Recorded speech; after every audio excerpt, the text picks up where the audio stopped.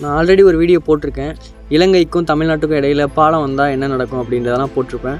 அதில் வந்து இன்னும் பெரிய பாலிடிக்ஸ் இருக்குது. என்ன அப்படின்னா, இப்போ இலங்கைக்கும் தமிழ்நாட்டுக்கும் இடையில பாலம் வந்துடுச்சு அப்படின்னா, இங்கே வந்து உலக அளவில் கப்பல் வர்த்தகத்தை பண்ணுற நாடுகள் வந்து நமக்கு டேக்ஸ் பே பண்ணணும்.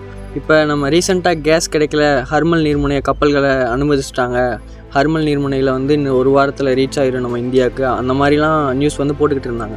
அந்த மாதிரி டேக்ஸ் பே பண்ணாங்க அப்படின்னா தமிழ்நாடும் இந்த இலங்கைக்கும் இடையில இருக்க கேப்னால நம்ம உலக அளவில் பெரிய அளவில் பேசப்படுவோம். ஏன்னா இங்கே நம்ம சொல்கிறது தான் சட்டம், நம்ம சொன்னால் தான் அடுத்த கப்பல்கள் போக முடியும். சிங்கப்பூர், மலேசியாலாம் இந்த வழி தான் போயிட்டுருக்காங்க. இன்னும் நிறைய நாடுகள் இருக்குது. தமிழ்நாட்டுக்கு இதில் வருமானம் இருக்குது. ஆனால் இவ்வளோ இருக்கக்கூடிய இதை ஏன் இன்னும் பண்ணாமல் இருக்காங்கன்னு தெரில.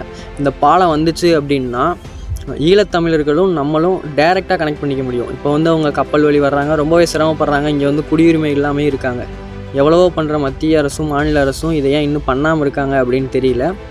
நாளைக்கு வேறு மே 18 தமிழின கருப்பு நாள், 2 லட்சம் பேரை கொன்று குமிச்ச நாள்.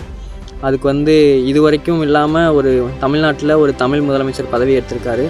இந்த நாளை ஒரு அரசு விழா எடுப்பார் நிறைய பேர் சொல்லியிருக்காங்க. இது வரைக்கும் எந்த முன்னறிவிப்பும் கிடையாது. என்ன பண்ணுறாங்கன்னு தெரில, பார்ப்போம்.